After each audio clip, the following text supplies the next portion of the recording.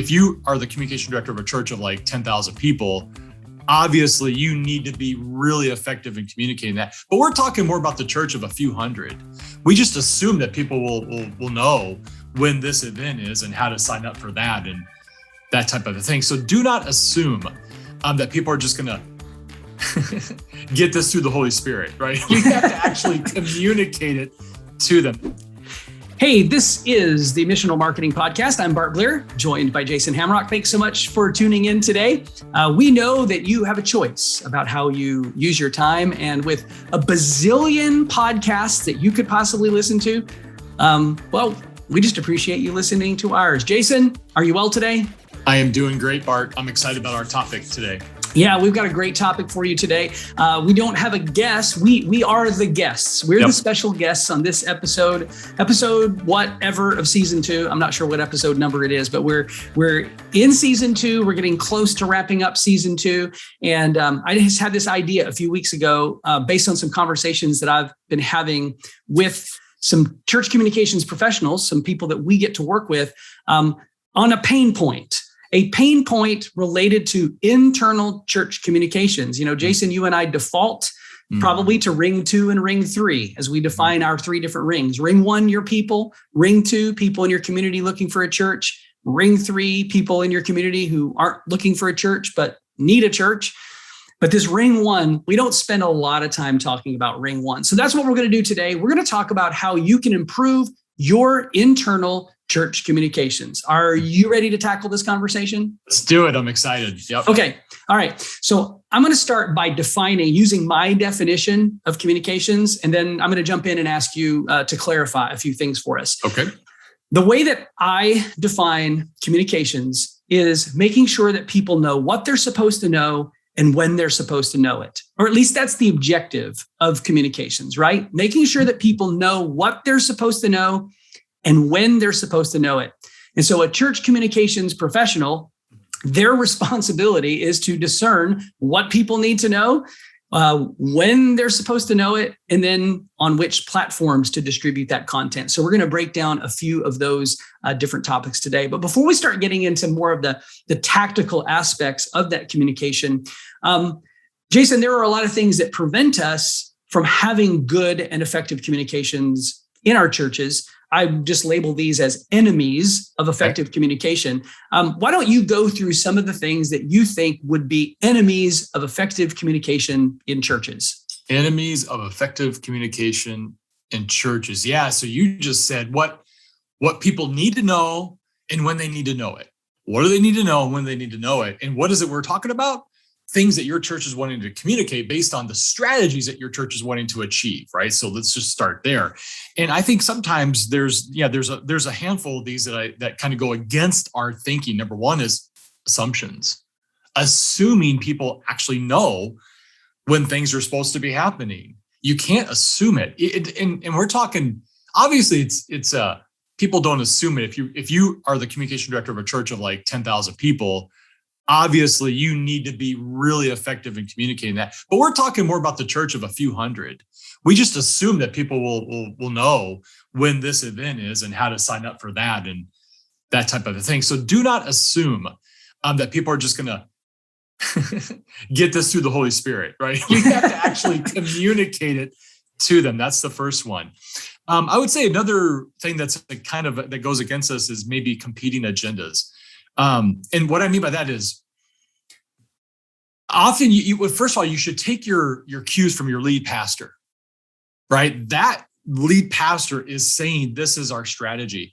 The rub on that is, and this is what I had to deal with, is I had to have a pecking order of what was the most important thing to communicate to who and when and why. And that pecking order always went what he wanted, what my lead pastor wanted. Yep, he's the top of the heap. Next to that, I always just chose the weekend services because that gathering is pretty important that we communicate to those weekend services because that's where things happen. It's our biggest fundraiser. It's how people give, but it's also our best way that we're leading people to Jesus and discipling them. It's one of the core ones, right? Then below that, you got all the ministries and all the events. What we're talking about, the competing thing, is when ministries are kind of competing with each other, right? And they don't realize we have, these things going on and you're wanting to do this. I'll give you a great example. Small group pastors typically have a focus on trying to make sure their small group leaders are doing what they're wanting to do. But then here comes, I don't know, maybe it's children's ministries that's going to have a big kind of an event, and they want to connect with the small group leaders. Say, hey, we want to communicate to that small group leader about our event so they can share it with their small groups.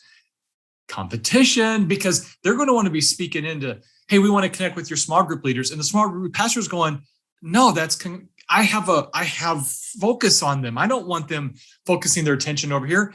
There's some misalignment in that, right? So you got to make sure you're really clear and you have a plan and you're cohesive in that. That's probably competing. Let me just comment. Let me just comment on that one note, and then you can move on to the next one.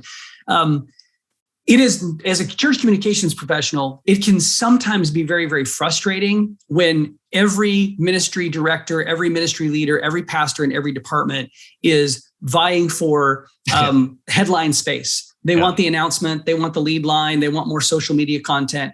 It can be frustrating, but it's actually a good thing. You want your ministry leaders, your pastors of all your different areas of ministry, you want them to be so passionate and so in love with what they're doing that they think it is the most important ministry in the church, which is why you need to have systems and structures in place that make sure that ministries are aligned and that agendas are cooperative and not competing. And so that's just one of the little, I just wanted to put a little exclamation point on that as you wrap up that one. Well, that leads me, so when you do have every ministry wants that, that time, it's really making sure that, I think there's another enemy goes against us, is that using the wrong channels to communicate whatever that message might be for that ministry or for that lead pastor or whatever, all church event, whatever. You have to consider the channels that you're using to communicate. And I think sometimes, we go, oh, let's just get it out there and everywhere. Well, if you do that, now you got a whole bunch of noise instead of a clearly defined, we want you to do this because it goes with the strategy. And whatever that might be, we can break that down. But I think sometimes we get lost and we'll use all of our tools in the tool bag for this one event. But if you do that for every single event, you've just kind of created more noise and not necessarily kind of a cohesive strategy for how you're going to reach the people you want to reach when you're supposed to reach them. And then that kind of leads into, hitting the wrong people at the wrong time. Right. I was always kind of I had to be that person that would stand up and say, you're not getting it this time. Right. So I would get ministries that come to me. Here we are, like we're in May. Hey, we have an event coming up in the fall. We want to start planting the seeds to. No, we're not going to start planting the seeds. It doesn't make sense because you're wanting to plant seeds, but you don't realize there's like 3 other ministries that have stuff going on in the next few weeks. We need to communicate that, right? Not your thing that's coming up. So timing is really important in kind of everything to this. And then how you're connecting with your people throughout the week, not just on Sunday morning, but you got 6 other days that you can use different channels to communicate with them. So making sure an enemy of ours can be, let's just throw it out there without thinking when we should actually communicate something to somebody. Yeah. So let me just repeat those 4 points. That things that are enemies of effective communication. One you highlighted is assumptions, assuming that people know what's happening, or they assuming that they know where to get the information. Competing agendas, whether it's different ministries, different ministry leaders, what have you, all kind of fighting for the same time, but not all pushing the same rock up the same hill. The third, wrong channels of communication, or all the channels of communication. And you used the word noise several times. And to quote the great Donald Miller, noise is the enemy. Noise is the enemy. We really need to make sure that we're communicating in a way that we are reducing noise so that people can hear, read, see exactly what we want them to hear, read, and see. And the fourth one, the wrong people at the wrong time. Timing is everything. We're going to talk a little bit about timing here in just a moment. But if I can summarize that, I think it's Dave Ramsey, somebody who says to be unclear is to be unkind. And so clarity in communication is really, really important. To be unclear is to be unkind. So let's focus on clarity. Now, let me get you to think back way back in the days before the interwebs. No, I'm serious. I'm kidding. It wasn't that long ago. But it's been a number of years. but you did serve in a church as a communications director for dozen years, somewhere in that neighborhood during the prime of your life. And your church, at the time that you were serving that church, it was growing quite rapidly. It was a very effective church, reaching a lot of people, growing very rapidly. And so you were building a department at the same time that the church was growing. What were some of the tactics that you used, maybe some lessons that you learned, maybe some things that you implemented to make sure that communication was clear and that no assumptions were made as you were executing your job as the communications director? That's a great question. I had to really, we were growing so fast. So we had our base, our core people, which I didn't have to work very hard to communicate to them because I intentionally, because I knew they're going to search to find what they're looking for. I had to make it available, but it wasn't my target audience wasn't our people, if that makes sense. They already knew, they're already bought in, they're already following, now I just need to make sure they had what they needed. And they may have to click a few times to get to what they needed. Or I might not communicate as frequently as something else. What I tried to focus on were people that were brand new. They needed to know, they weren't asking this question, but what's the strategy around here? Like, what do I do? Should I serve? Should I get in a small group? Should I just come to weekend? What should I do? And the answer is yes.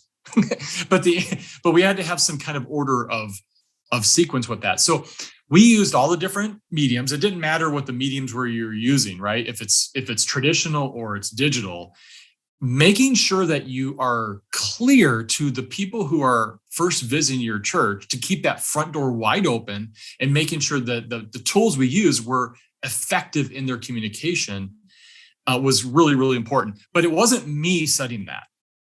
It was our leadership. Our leadership was clearly defining what the strategy was for us to follow. And so all I needed to know was what's important around here. And when that was communicated to me, this is what's important around here, it made my job a whole lot easier because it wasn't just me that was falling in line with the strategies. It was all the other ministries that had to fall in line with the same strategies.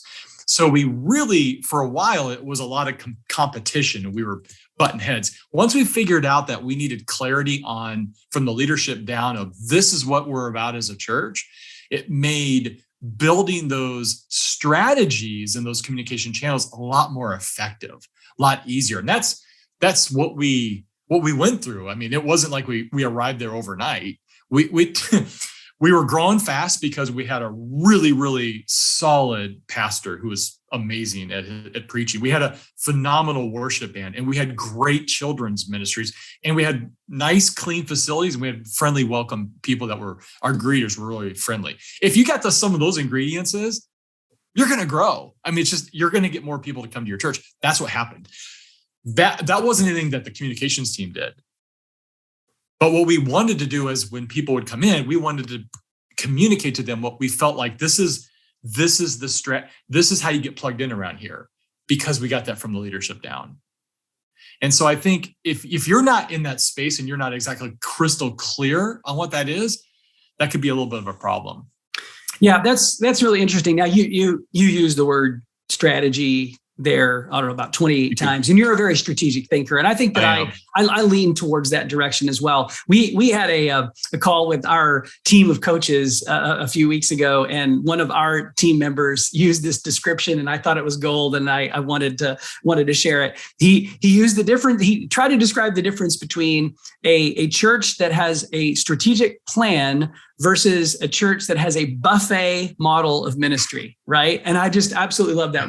Shout out to Robert Rizzo on our team, who I don't know if he coined that, but that was the language that he was using. And I got a really big kick out of that because we do see a lot of churches with buffet style ministries. We've got a whole lot of stuff going on, but it's not all connected and it's not all moving everyone towards the same end goal or the same objective. Yeah, my pastor, and you've seen this illustration before. We did a thing where we set a kitchen table on stage, and we had different chairs, right? We had like a high chair for a baby, and then we went, then you had, by the time you got around, you had an adult chair. And he explained that the Christian faith is not, the church's responsibility isn't to feed you. The church's responsibility is to help you feed yourself. And why I say that is sometimes as churches, if we don't have that, here it is again, that strategy for how are we discipling people, and how are we helping people understand they're welcome, invited here, and to get the help they're looking for, and eventually at some point they have to deal with the cross, right? Once they make that decision and they say yes to Jesus, now there's a path. Okay, if you have a bunch of doors to choose, maybe that's okay, but behind that door needs to be a strategy for how you help your people become fully developed followers of Jesus. And that's not a destination, that's a journey. And so I think as a communication director, my job was to try and figure out how to articulate that, right? Not just we're going to promote this event, promote that event. Yeah, that's part of it. We're going to use this channel, that channel, but go deeper than that. And that's the goal, and that's the role of a communication director, is again lining through with what our mission is, what our strategy is, and how do we do that. So I don't know how that helps, but I do appreciate Robert's. Yeah, we just have this like buffet style. There's 30 things to choose. Just choose one and pick a door and go. Yeah, I always use that, Cheesecake Cafe. Yeah. No offense to the people at Cheesecake Cafe, but if you ever, or Cheesecake Factory. You go to Cheesecake Factory and the menu is so dense and so thick. And there are some people that absolutely love it. And there are others of us that, you and I went to a Cheesecake Factory one time. We were out in California with some of our church leaders. And I was like, it's just paralyzing to me. There's so many different options. And this is not unique to me. I didn't coin this phrase. Some church leader, some book that I read, or some podcast that I listened to said, really, the difference between the strategy and the buffet model of ministry is thinking steps versus programs. Yeah. The programmed church is really much more of a buffet model of ministry, whereas a strategic model is designed to move people along some kind of pathway, taking steps in their journey with Jesus, from being a skeptic to being an explorer, to actually becoming a sacrificial saint, right? And moving them along a pathway. And so as we build a strategy, the communication then becomes, how do we communicate what a person's next step is, and how to communicate with them how and when to take the next step. Now, this leads me to my next question for you. If we have a strategy and we have clear next steps for people, there are a variety of different ways that we can communicate those things to people. And I personally use this phrase with communications directors that I'm coaching all the time, is to say, you need to make sure you're delivering the right message to the right audience in the right timing on the right platform. Mm-hmm. And it's that on the right platform that often seems to confuse people, because you've got everything from literally the platform on Sunday morning, which is the announcements, to email, to social, to bulletins, to text messages, and website, and all different things. Why don't you take a few minutes to kind of drill down on a few of our primary platforms or mechanisms of communication, and talk about what you think the strengths and the weaknesses are for each of those. Why don't we start with email? Because that's one that I think is often undervalued, but really important. Yeah, I'll go through those. I'll talk about a mistake we made. So I'll be vulnerable here. When I was the communication director at my church, we had the pendulum swung so far to one side that we just communicated everything. And we had all kinds of like print material on our web, digital. We had it all. We had pre-service slides. We had everything. And you could get into all kinds of stuff. And I think a lot of our people felt like that was too much noise. And I said, yeah, you're probably right. We probably need to swing that back a little bit. And about the time that I left, they had swung that pendulum so far on the other side, it was difficult to find anything. And they were not using a lot of these tools. And they were going, no, less is more. Well, no, it's not. sometimes less is just less. And you're kind of shooting yourself in the foot if you don't think that people don't read this stuff. And I think the people that stepped in that spot were thinking of themselves, 20-something-year-olds, 30-something-year-olds. They weren't also thinking about the 40s and the 50s and 60s, the older people like you and me, Bart, and how that affects us and how we can communicate. So I'll start. When you think about communicating to ring one, your people, I still think email is really powerful. It's very powerful. I mean, I read my email. Now you might have multiple email, like I have multiple email accounts, but I still read. If I want to hear from you, you're my church. It's like why would I give my bank a fake email? You wouldn't do that. That's your bank. That's where you do business. In the same kind of a sense, my church has my most popular email that I look at because it's my church, right? I get my giving statements. I get notifications, all my stuff from that email, right? And I have several emails, but I think if the church wants to get a hold of me, they email me. I mean, it's just one of those things. Do you still have an old AOL email account that you use? No, I do not. Okay, you might, but I don't. I don't. Okay, all right. Now, I think the second most powerful one, I'm going to switch this up a little bit. I think it's texting, because I don't know about all of you, but I have one cell phone. One. Now, some people want to say they have two or three. Okay, fine, whatever. I have one, and most people have one. And if you want to communicate a message to me, text me, right? I'll see it. At least I'll see it, right? So I think you have to be really strategic between emails and text. By the way, if you're talking about unchurched people or people looking for a church, that ring 2, ring 3, some of the best stuff you can get is an email or a cell phone from people who are not yet part of your church, because you can use that as a strategy to connect with them and invite them eventually, right? But we're talking about ring 1, cell phones and email. There's a strategy between using those two. And I think you have to talk about the rules. What do we do? What do we don't do? Right? We don't just blast out everything. It's not like everybody gets to text. I don't receive from my church. I don't receive every day a text from them, from different ministries. I would be unsubscribing as quick as I possibly could. Right? So you got to be careful in that strategy with emails and cells. Social media. Okay. That's an ever-changing thing, because some people are not on social media. I have a Facebook page. I don't really get on Facebook at all. I don't have Instagram. I don't use Snapchat. I don't use TikTok. I don't use any of that stuff. That's just me, right? So I think it's important to communicate, but don't use social media as, hey, that's how we communicate to everybody. No, you don't, because not everybody's on social media. You've got to be careful what you're going to put on social media.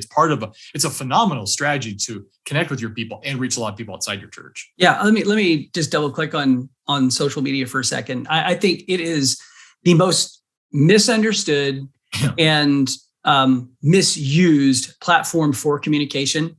I believe in the value of social media, but I also recognize that there are extreme limitations to what social media can do as it relates to communications. I don't see social media as a communications tool.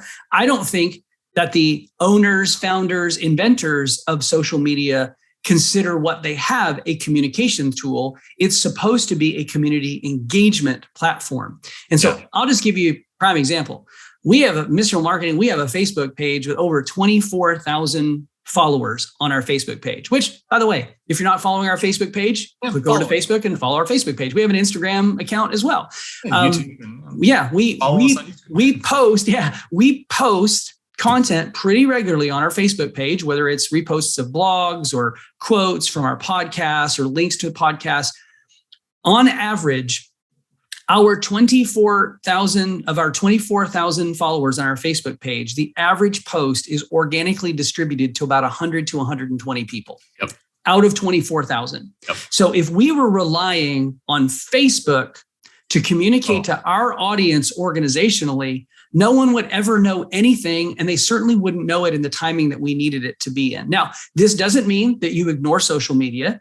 It means that you just need to have realistic expectations for what you can accomplish with social media. I believe that you have to have an active social media platform. I think it's important to be regularly posting content, relevant content, content that really helps people understand who you are and how you as a church can move the needle in their lives. Yeah. But you have to understand the limitations as it relates to posting events and activities and registration links and things for your Ring One audience, because you're assuming, here's a problem with communications. You're assuming that your audience is going to be on Facebook, that Facebook is going to deliver your post to their feed, and that they're going to see it and respond in the timing that you want them to. And that's one of the biggest assumptions that I think that can kill communications as it relates to social. Yeah, I think there's a good rule of thumb. You don't own your Facebook page. Mm-hmm. Facebook owns your Facebook page. You don't own your Instagram page. You don't own your Google My Business page. They all do. You own your website, and your website is controlled by you. And if you choose not to pay your hosting bill, it'll come down, but it's yours. Those emails that you've collected, well, they're not your emails, but you get what I'm saying. Nobody can kind of take that away from you. It's what they've opted in to receive your email. You own the list. Control that. Yeah, if you send an email to somebody, that's going to be delivered. Yeah. Right? Text messages. You send a text to somebody, it's going to be delivered. You post something on social media, maybe or maybe not. So don't have that assumption, like you said, it's not your property. Your website, your emails, your text messaging, those are things that you can control. And so utilize those tools as a way to communicate to your Ring One audience. Okay, let's talk about a couple of other things that you do own, but these are only things that really impact those that are physically in attendance on Sunday, or I guess maybe they're watching online, and that's Bulletin and announcements. Let's talk a little bit about how you prioritize Bulletin, content for Bulletin. What do you see of value in a church having a Bulletin these days? And how do you prioritize announcements in the context of the church as it relates to, communications, effective communication? Well, Bulletin back in the day, it was always, at least when we were doing it, it was because, our pastor was going through an outline. And so it was kind of fill in the blanks. You could write, we had pens, there are pencils in the back, in the pew backs, you could write stuff, that kind of thing. That's all changed, right? With apps and just going that route. And when COVID happened, everybody stopped because nobody's coming. So they were able to kill that sacred cow a little bit. I still think I like the idea of an outline. So I'm not going to talk about that. But from the standpoint of a bulletin, I think it's overkill. I wouldn't have a bulletin. What I would replace that with, though, are invitation cards. Because think about this, like, if you want to communicate something, I don't think you need to hand somebody a piece of paper direct to communicate it. It can be said. There's lots of different channels to communicate things. We'll talk about that. That's just expensive.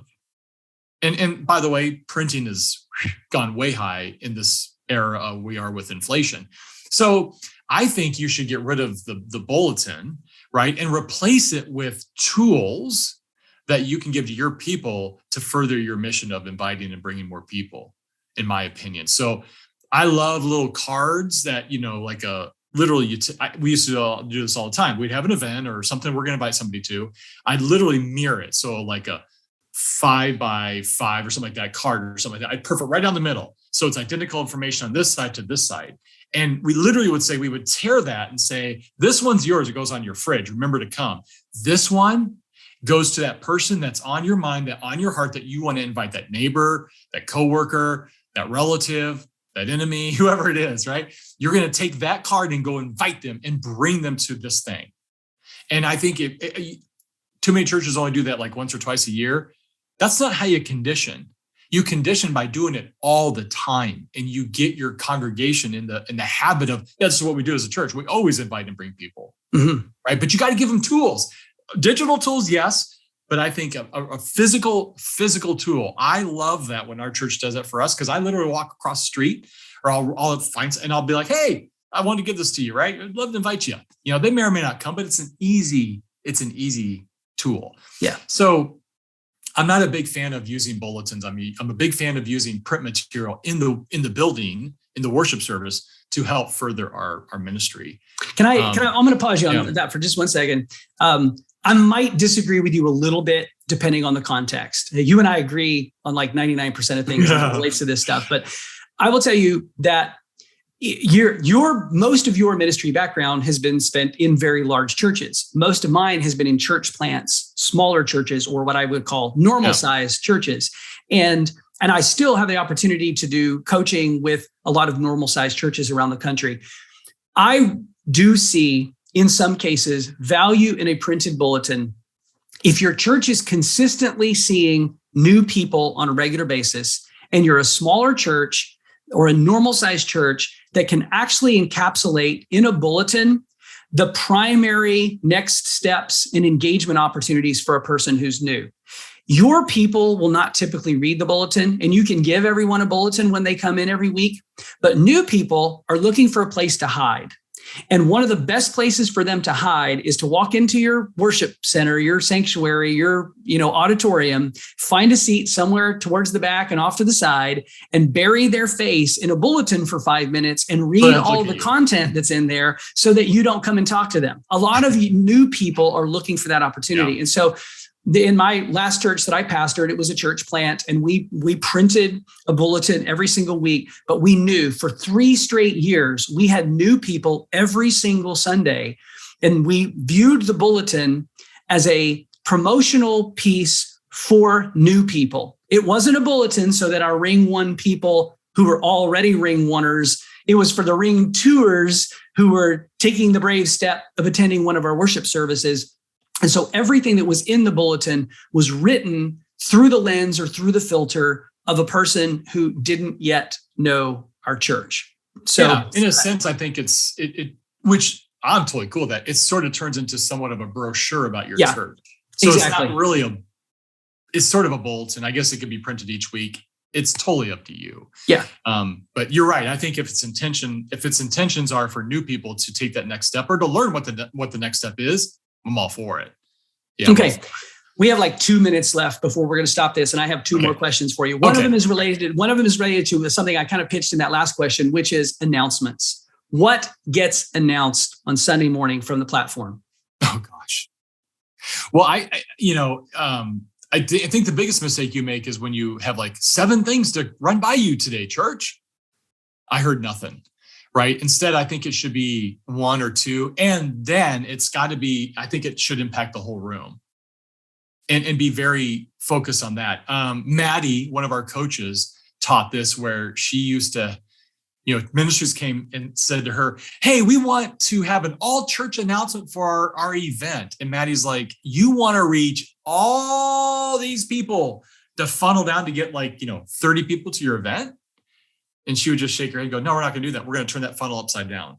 We're going to impact the 30 people that are tied to your ministry to double to 60, right? You don't do that through announcements to the whole church. You don't announce everything. Otherwise, you are just a bunch of noise. You want to be really strategic in what is that event that's going to reach most of this room and is an outreach event to bring somebody with them.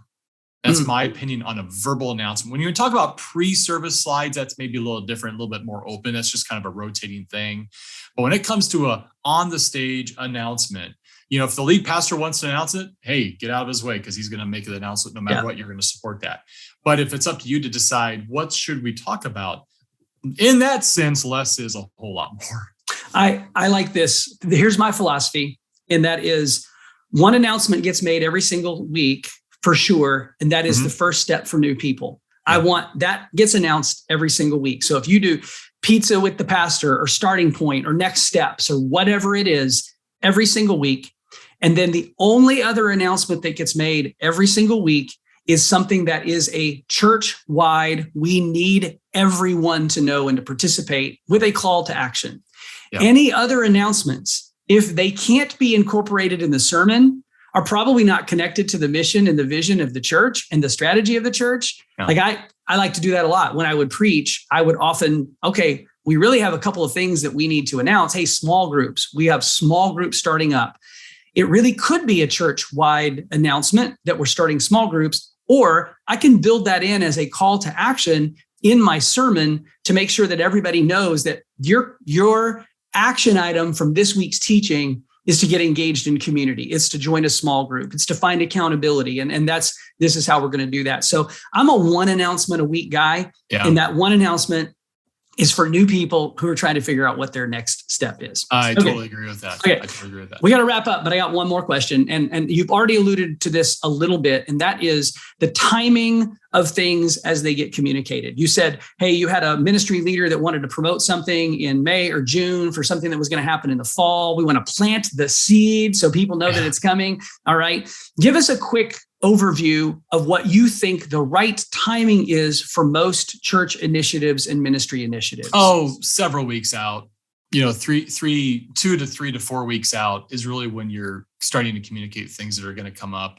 Obviously, if you have registrations for, summer camps are coming up, right? So you probably should have been communicating summer camp registration back in March. You have an early bird deadline, and you have then the rates go up. So you want to communicate those kinds of things.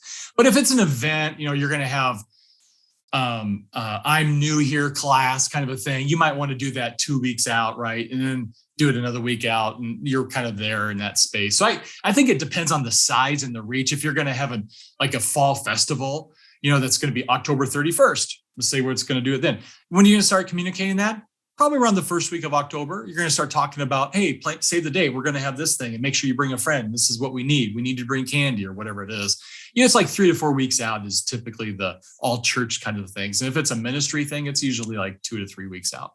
I don't think most people plan their personal calendars and their personal lives any further out than that, unless it's a big vacation or something, right? I've always operated on the 6-4-2 rule. Yeah. 6 weeks out, it's in print and in email. 4 weeks out, it starts getting verbal announcement. In 2 weeks out, we start accosting people about it because we want to make sure that everybody knows, right? Yeah, so 6-4-2, put it in print, make sure it's on your website. If you're printing a bulletin, make sure it's in the bulletin 6 weeks out. You don't need to start verbally communicating it until probably 4 weeks out. And even that could probably go to 3 weeks out. 2 weeks out, it's got to be everywhere. It's social, email, newsletter, printed bulletin, Sunday announcements, whatever it is that you're trying to do. If it's a large scale event like that. Yeah, and if you use a thing like Asana as a management tool, project management, you can outline all that stuff, and you know every single week, okay, what are we putting in there? What's coming up? And you can start filling that in. It makes it a lot easier to manage it. Yeah, using a project management tool like Asana, we use Asana. We like Asana. Slack, you can use Basecamp. Monday. There's all kinds. Yeah. Implement some sort of tool and some sort of strategy for mapping that stuff out. And you'll do a lot better in managing and maintaining effective communications. Jason, this has been a great conversation. Thanks for taking the time with me today. For those of you who are tuning into the podcast, maybe this is your first time, or maybe you've been listening for a while. If you haven't left us a rating or review wherever you're consuming this content, we'd absolutely love for you to do that. It'll help more people find the podcast. And if you haven't subscribed, make sure that you do that. That way you don't miss any future episodes. We've still got a few more episodes in the can here for season 2. Some of them are really good, some really great leaders that we're excited to introduce you to. So once again, thanks for tuning in. If there's anything that Jason and I can do to serve you, there's a link in the show notes about how you can contact us personally. Thanks, Jason. Thank you.